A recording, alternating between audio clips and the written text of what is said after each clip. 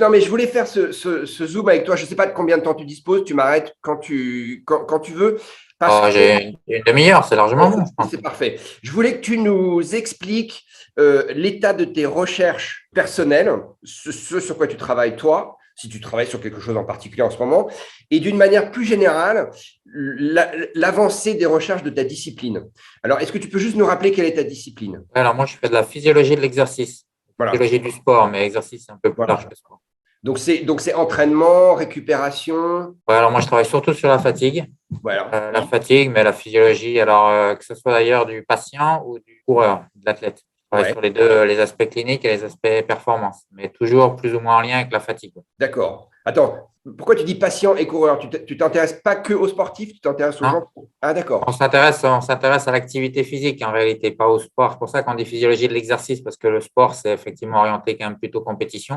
Et il y a une D'accord. partie de nos travaux au labo, et puis de mes travaux en particulier, qui sont sur les sportifs d'élite ou pas d'élite, hein, D'accord. Mais alors, les coureurs d'ultra qui ne sont pas forcément des coureurs d'élite. Et puis, il y oui, a une partie plus importante encore qui sont en lien avec l'activité physique pour des besoins de santé, d'accord. pas dans un but de performance. D'accord. Alors, Et c'est là où il y a le plus d'argent pour la recherche, etc., ce qui est assez logique d'ailleurs. ah oui, d'accord. Pourquoi c'est logique? Excuse-moi, je vais poser des questions naïves, hein, mais Non, non, non, c'est pas des questions naïves. Enfin, moi, je trouve ça logique. Après, on a le droit de ne pas être d'accord avec ça, mais moi, je ouais. trouve que c'est assez logique qu'on mette plus d'argent pour la santé des gens que pour avoir un peu plus de médailles aux Jeux Olympiques. Mais Bien sûr, c'est bien mon sûr. avis. Oui, oui, oui, Donc, d'accord. c'est la réalité qu'il y ait plus d'argent dans la santé. C'est quand même assez. Il n'y en a pas assez, mais il y en a plus quand même, en tout cas pour notre discipline. Quand je dis il n'y en a pas assez, parce que je pense qu'à mon avis, il devrait y en avoir plus pour justement avoir plus de politiques de prévention Hmm. de santé publique plutôt que d'être tous sur le curatif. Ouais, C'est ce qui est un peu le cas en France. Donc, il y a quand même un peu d'argent pour la prévention via l'activité physique notamment, mais ouais. il en manque à mon avis. Enfin, c'est pas seulement le cas en France, hein. Bon, tu as Ouais, vécu. mais il y a des pays, alors il y a des pays peut-être qui sont aussi pires Ah, que nous, mais il y a des pays comme la Suède, comme le voilà. Canada, comme l'Australie, où il y a quand même plus de, Ah, tu as été coupé là. pour ce qui est voilà, de promouvoir, alors évidemment, la santé, c'est pas que l'activité physique, mais il se trouve que de plus en plus, on sait que ça joue un rôle clé. Bien sûr qu'il D'accord. faut agir en faveur du sommeil, en faveur du tabac, enfin contre le tabac, etc. Mais Hmm. l'activité physique fait vraiment partie des piliers d'une bonne santé maintenant. On sait. Bien sûr, bien sûr. Alors moi, je me souviens, j'avais participé lors d'un des UTMB que j'ai fait à une de tes études sur la fatigue, justement. Tu nous avais Ouais. testé, on Ouais. était venu à ton labo, je ne sais plus, plusieurs semaines, j'imagine, avant la course. Et puis après la course, à peine franchi la ligne d'arrivée, hop, vous nous aviez alpagué et ramené au labo pour refaire encore des tests. Je m'en souviens, c'était à la fois rigolo et en même temps, mais c'était… écoute, Alors toi, tu étais de quelle campagne? Parce qu'on a eu trois campagnes. Je sais que tu étais une des deux premières, parce que la dernière, elle est récente, elle est ouais, 2019, donc ça, je suis ouais, certain que tu n'y étais pas. Tu étais en ouais. 2009 ou en 2012, toi? Écoute, je pense que c'était plutôt en 2009, de mémoire, hein. Alors, c'était la toute première étude sur UTMB. On est retourné trois fois sur UTMB pour à Ouais. chaque fois qu'on faisait donc la première étude 2009, nous a fait poser d'autres questions. Et puis, en 2012, on y est retourné. Et puis, on a eu d'autres questions. On a essayé de répondre en 2000. Mais c'était quoi les questions? C'était pour étudier la fatigue sur des Ouais, ultras, c'est ça? c'est ça. D'abord, c'était pour étudier la fatigue. Ensuite, on s'est intéressé à la récupération également. Mhm. Ensuite, on a commencé à s'intéresser aux différences entre la fatigue entre les hommes et les femmes. Je fais les principales questions. Oui, Et oui. comme en 2012, on a montré que les femmes étaient moins fatiguées à la fin d'un ultra, mais qu'on avait fait ça uniquement sur une course. Et puis en plus, en 2012, c'était la version un peu tronquée de l'UTMB. Mhm, mhm. Mais quand même, les résultats étaient assez surprenants. Donc on s'est dit, il faut absolument qu'on confirme ça et puis qu'on le confirme surtout sur des distances différentes, puisque l'UTMB nous permet de faire ça c'est entre l'OCC et la MCC, qui sont des distances Absolument. relativement courtes. Et puis Mhm. après, CCC et TDS, UTMB, qui sont des distances plus longues. Donc on a voulu confirmer ça avec l'idée de dire peut-être que les femmes, elles sont plus résistantes à la fatigue seulement sur l'ultra et pas Ouais. sur le court. Et Et, alors? euh, et en fait, on a confirmé que les femmes étaient réellement plus. Alors, on va nuancer, on va dire moins fatiguées. C'est les résultats, nous, ce qu'on montre, c'est qu'elles sont moins fatiguées pour un niveau de performance comparable en pourcentage du vainqueur de chaque sexe. D'accord? Donc, je pense D'accord. que c'est pour les comparer, il vaut mieux prendre comparer les femmes à la vainqueur femme et les hommes au vainqueur homme. Mhm. Bon, bref, même niveau de performance. Et les femmes, on a confirmé en 2019, donc ça, c'était la troisième campagne UTMB, que les femmes étaient réellement moins fatiguées. Mais contrairement à ce qu'on pensait, ce n'était pas spécifique à l'ultra. C'était aussi vrai sur les distances classiques de 40 à 60 km. Ah ouais. Voilà, donc la fatigue avec les mesures que tu as connues, ça n'a pas tellement changé. On fait toujours la même chose, on mesure des forces, on mesure des stimulations électriques, des stimulations directes du cerveau. Alors après, on améliore un peu nos méthodes. On a aussi fait des mesures de sprint sur vélo pour mesurer la fatigue en mode dynamique, ce genre de choses. Mais le résultat principal en 2019, puisque tu me parles de mes études les plus récentes, c'était ça. C'était effectivement de confirmer que les femmes étaient moins fatiguées, parce que ça, c'était quand même assez original. On était pratiquement les seuls à avoir montré ça. Pas tout à fait, mais pas loin. Et on s'était dit, alors est-ce que c'est vraiment le cas uniquement en ultra? Parce que tu sais, on dit toujours les femmes sont très très fortes en ultra et elles arrivent à battre tous les hommes, etc. Oui, oui. Donc on s'était dit peut-être que ce qui s'est révélé quand même historiquement, certaines fois sur des épreuves, moi j'en ai deux en tête, et tu t'en souviens certainement, Corinne Favre avait gagné la CCC une année au début de la course, mais elle avait battu tout le monde, elle était arrivée première au scratch, et puis une américaine qui s'appelle Pamela Reed, qui a gagné plusieurs fois la Badwater, 2 fois je crois, enfin elle a gagné plusieurs fois la Badwater chez les femmes, mais elle a gagné aussi 2 fois la Badwater au scratch. Donc voilà, il y en a d'autres, et depuis. Il y en a d'autres, oui. Voilà. Donc, bon, j'en profite pour faire un peu de pub parce que je vais sortir la 2e édition de mon livre Ultra Trail, Plaisir, Performance et Santé. Sûrement dans l'année, là. Je suis en train de travailler dessus. Et donc, dans le livre, je vais notamment le chapitre femmes, puisque l'étude dont je te parle, UTMB, en fait, ça fait partie d'une thèse qui a été soutenue en fin d'année dernière. Je peux même citer le doctorant, il s'appelle Thibaut Besson. Et donc, du coup, on a fait toute une thèse sur les différences hommes-femmes. Et le chapitre femmes, justement, va être beaucoup implémenté. Il y en a d'autres chapitres qui vont être implémentés, mais celui-là en particulier. Et du coup, on va citer d'autres noms de femmes qui ont… Alors, il n'y en a pas non plus des centaines de milliers, il ne faut pas non plus délirer, mais il y en a plusieurs. Et notamment, il y en a une qui s'appelle Jasmine Paris, qui a été assez médiatisée sur une course en Angleterre de 400 km, je crois, qui a non seulement battu tous les hommes, mais qui a battu le record de la course. Donc, c'est elle qui a la meilleure performance. Il y a Camille Héron aussi, là, dernièrement, qui a battu. Ouais. Alors, elle a battu, j'ai vu qu'elle avait battu le record féminin. Là, elle a déjà gagné, effectivement. Elle fait partie des femmes qui ont battu tous les hommes sur une course. Alors, c'était une relative petite course. En fait, la seule, c'est en fait ce qui rejoint, ce qui lie toutes ces courses où les femmes gagnent au scratch, c'est que c'est souvent des petites courses avec peu de monde au départ. Et pas de stars. Alors, il y a quelques exceptions. Il y a une exception, justement, je crois que c'était Camille Héron, il me semble, Héron, je ne sais pas comment on doit dire, en anglais, qui avait battu, son nom m'échappe, mais un gars qui est assez connu, un Américain là, qui est assez connu il y a plusieurs années. Sur quelle distance? Sur une petite course, mais un coureur qui était quand même réputé. Et puis l'autre exemple, tu l'as donné déjà, c'est quand même Corinne, qui a battu tout le monde alors qu'il était qu'un 1000 au départ. Donc, là, récemment, non, c'est la course dont tu parlais. En 2006, Corinne Favre, ils étaient 1000. Donc, elle a gagné devant 1000 hommes. Donc, ça, c'est quand même beaucoup plus rare parce que souvent, c'est quelques dizaines de coureurs qui sont battus par la première femme. Mais là, Camille Héron, tu vois, Camille Héron, là, elle a battu… elle remporte la compétition du championnat américain du 100 miles au scratch.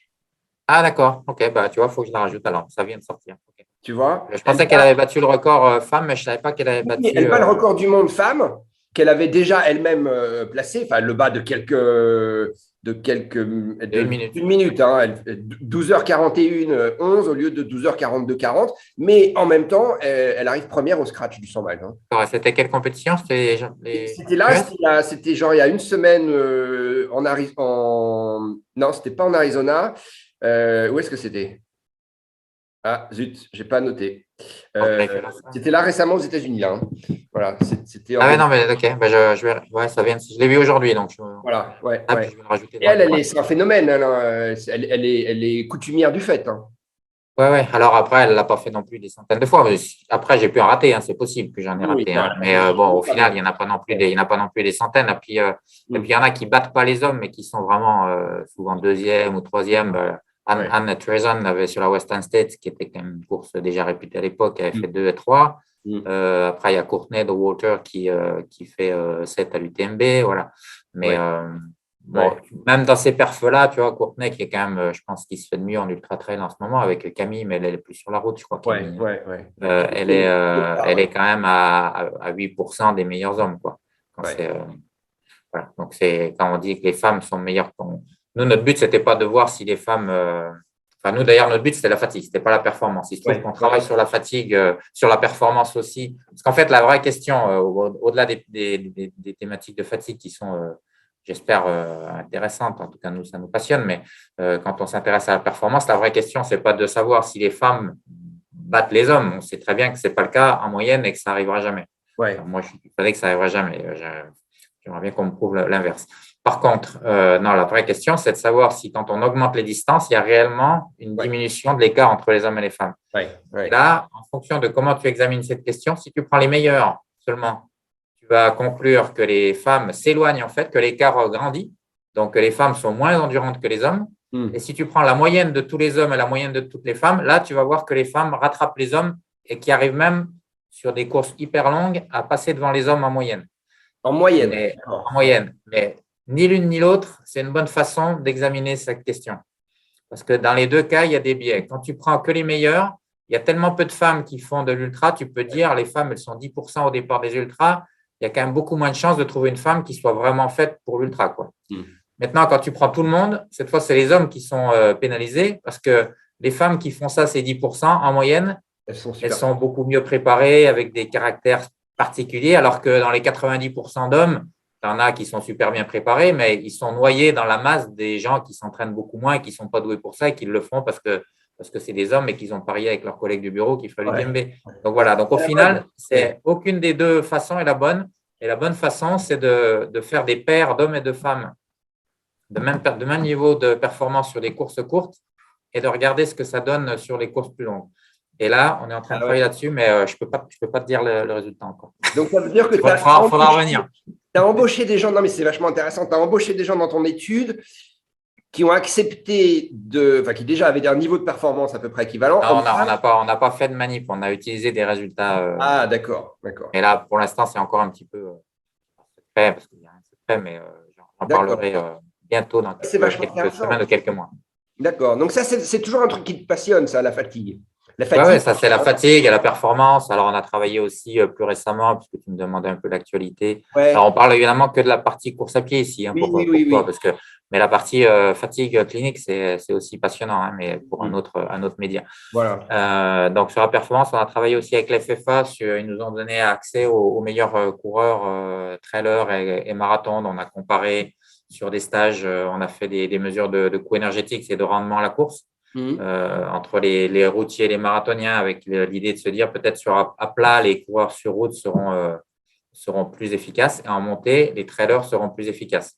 Et en fait, on avait juste pour la moitié, c'est-à-dire que les marathoniens sont effectivement à plat plus efficaces que les coureurs sur route, que les trailers. Attends, je t'arrête juste une seconde. Et quand tu dis plus efficace, qu'est-ce que tu veux dire? C'est-à-dire qu'ils dépensent moins d'énergie à vitesse donnée. D'accord, ok.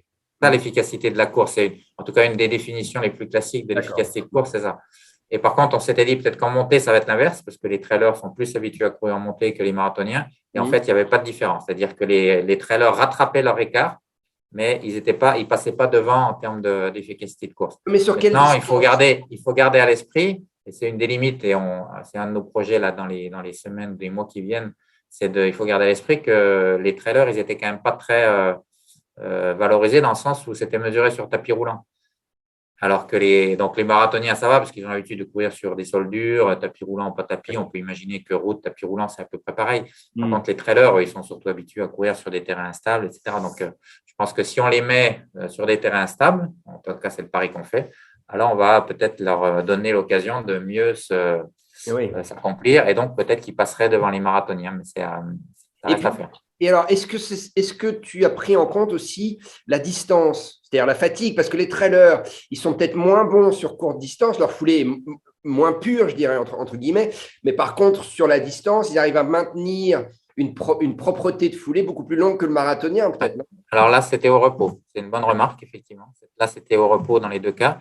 Et parce qu'on ne pouvait pas non plus… alors, on avait un projet de travailler là-dessus sur les marathoniens. C'est exactement ce que tu dis. C'est-à-dire que moi je suis le premier à le dire et ta question, ta remarque est tout à fait sensée, c'est que souvent on mesure le coût énergétique, l'efficacité de la foulée uniquement au repos. Tu prends toutes les études, 95% des études, c'est au repos. Ou alors, tu as des études sur la fatigue, mais tu n'as pas de comparaison, par exemple, comme on aurait pu faire entre marathonien et trailer, exactement comme tu dis, en situation de fatigue. Et on avait un projet avec la FFA de faire un 30 km simulé en laboratoire pour mesurer la dégradation du geste chez les meilleurs marathoniens. Bon, pour l'instant, on n'a pas réussi à trouver un terrain d'entente pour pouvoir réellement faire ces études, mais en tout cas, c'est la question qui se pose aussi et ils ont bien raison de se la poser. Et voilà, après, les marathoniens sont quand même aussi des coureurs endurants, hein, c'est pas des… Bien sûr. Tu prendrais les coureurs de 1500, c'est peut-être autre chose, mais… mais c'est des mecs… Un autre type d'endurance. C'est des mecs endurants sur 2 heures, 2 heures et demie. Oui, alors après, sur des courses qui durent beaucoup plus longtemps, effectivement. Here we are, missing out on